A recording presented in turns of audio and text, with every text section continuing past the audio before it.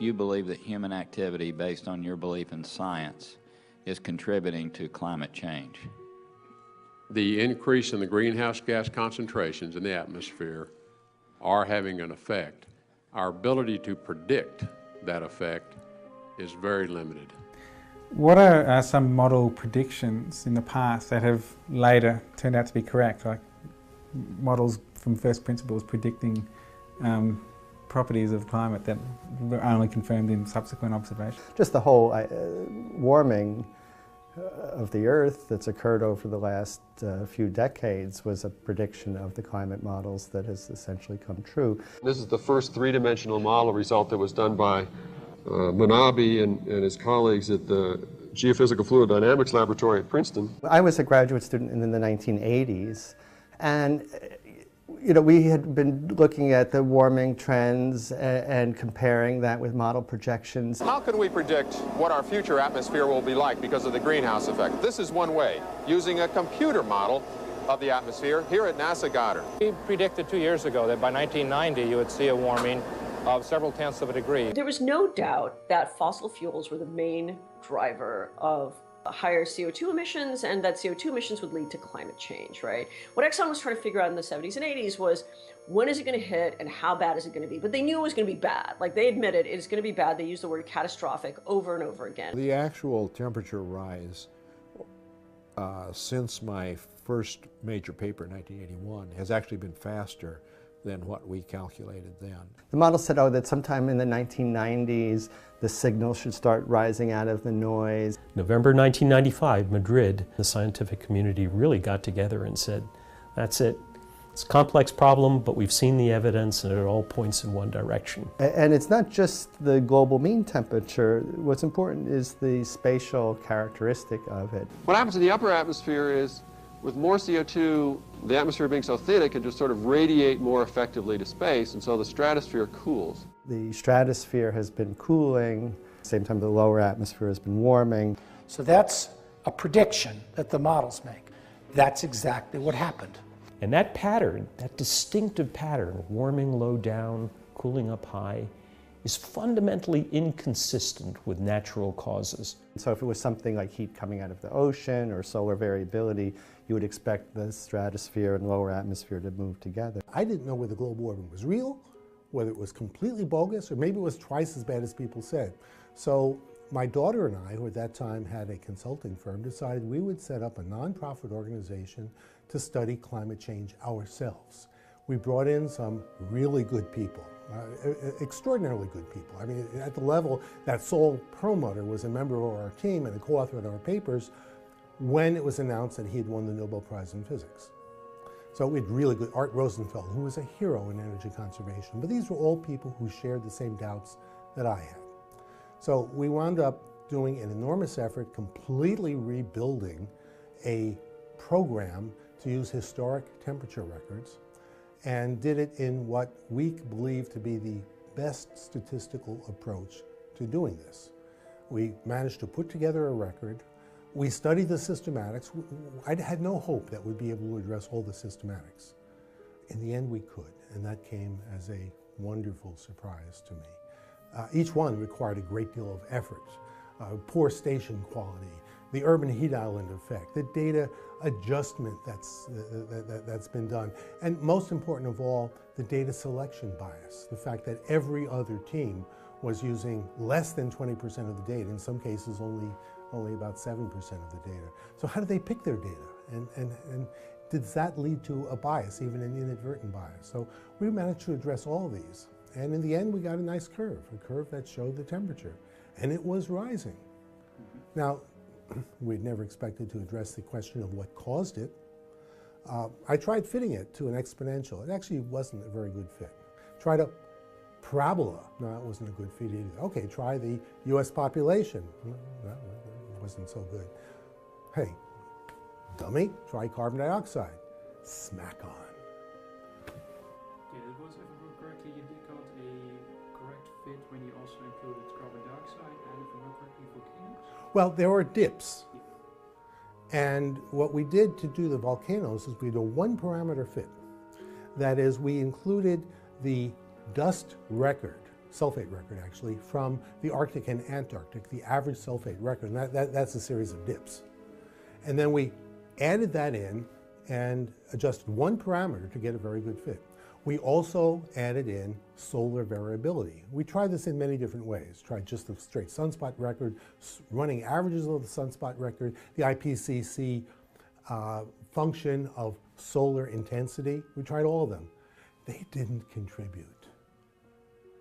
Now, we could rule this out in part, large part, because our record went back 260 years, whereas the IPCC record only went back really into the late 1800s. So we went back all the way to 1753, and we could do that by using our statistical methods. The uncertainties get large when you get back there, but it's still usable data, in particular because of the volcanoes, which are big excursions, volcanoes causing large negative temperature excursions. So I was flabbergasted. Not only was global warming real and roughly consistent with what the previous groups had said, but the match to carbon dioxide and the fact that solar variability was not responsible. We enabled us to rule out the primary alternative theory. Another alternative theory is that the absence of volcanic eruptions in the recent period is why it's warmer. But we could see these individual volcanic eruptions because we went back further in time. And we could see that their effects were temporary. So we could rule out the other one. In fact, we can rule out every scientific theory other than the greenhouse gas theory. Now, there are some people who say, oh, I believe it's something else. It's changes in the Earth's orbit. I wrote a book on the changes of the Earth's orbit, a technical book meant for graduate level study on the so-called Milankovitch cycles. It doesn't match those. Some people say, well, there's something else going on. And I say, what's the prediction you make? Oh, I don't know, it's random. Now, that's not what we call a scientific theory.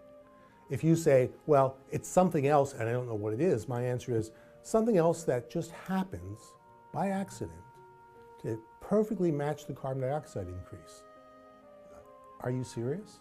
The other thing that was predicted was that the high latitudes would warm more than the low latitudes, so the polar areas, especially in the north. The temperatures will increase more so in the Arctic region, less so in the tropics. The lower atmosphere sort of warms 2 to 3 degrees at most latitudes, but there's an amplification of the change in polar regions. We know that the Arctic is being impacted much more dramatically than we are here in the mid-latitudes. Some of this is due at least to this ice albedo feedback mechanism. As the shiny white ice and snow melts and gets replaced by dark ocean and dark land surface that soaks up more of the sun's energy. Models predict that lower latitudes warm up less than high latitudes.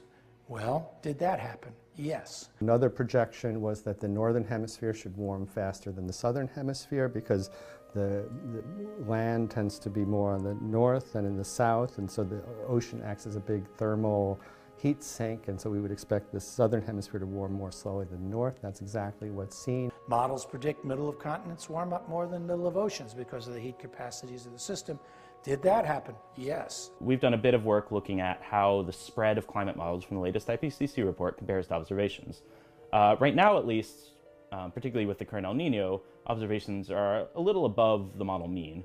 For the last decade or so, they've been a little below the model mean, but still well within the spread of climate models. But other changes in our weather could be even more important than hotter summers. Changes that could perhaps be starting already. The shifting of precipitation patterns from place to place, changes of the atmospheric winds, which mean that some people may actually start to see different storm patterns. So in fact, early work with climate models had projected that there would be a shift in these storm tracks with the rain moving out over the ocean away from the land in parts of the southern hemisphere, and we are now actually seeing these changes take place. Models predict night warms up more than day because of a variety of factors. Did that happen? Yes. It has been over 50 years since climate scientists formally warned a U.S. president of the dangers of climate change. We have known that humans are affecting the climate of this planet since the late 1800s. Science tells us that the climate is changing, and then human activity in some manner impacts that change. The ability to measure with precision the degree and extent of that impact and what to do about it are subject to continuing debate and dialogue.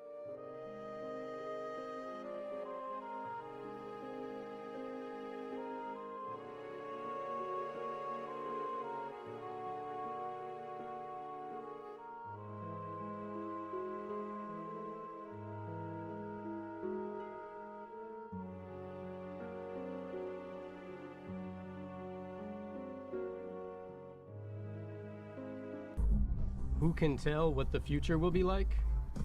NASA scientists have combined data from several climate models used by the UN Intergovernmental Panel on Climate Change to show how patterns of temperature and precipitation could change through the end of the 21st century. This visualization shows the expected changes in temperature and precipitation we might see, compared to the average levels of the late 20th century.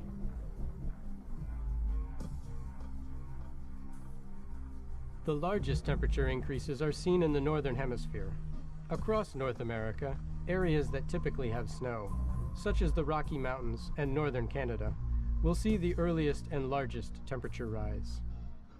The warming temperatures will eliminate the reflective and cooling effect of the white snow cover.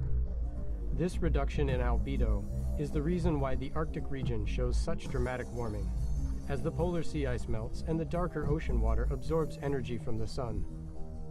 In turn, the warmer water accelerates the melting of the sea ice.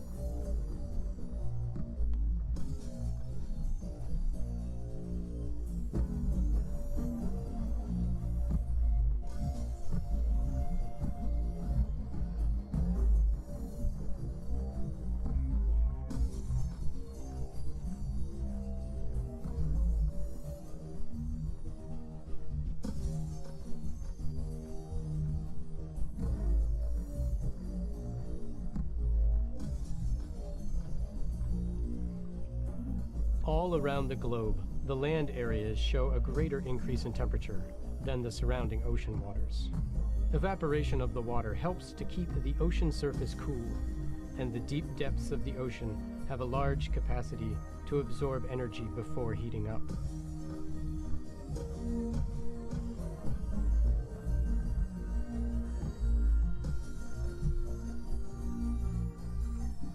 Off the coast of South America stretches an unusually warm patch of the Pacific Ocean.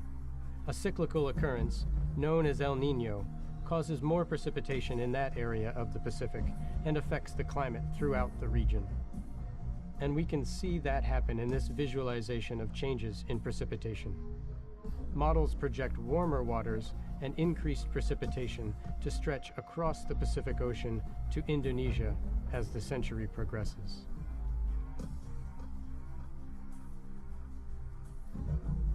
The monsoons over the Indian subcontinent will bring increased precipitation over a wider area, and Eastern Africa and the savannas of the Sahel could see precipitation increases up to 100%.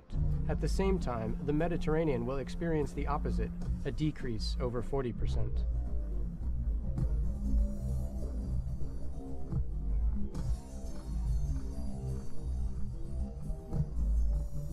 In general, the mid-latitude and subtropical dry regions are projected to see less precipitation, while the mid-latitude wet regions could see more precipitation. The poles and high latitudes are expected to also have increased precipitation. For North America, the models indicate more precipitation in the north and less in the south.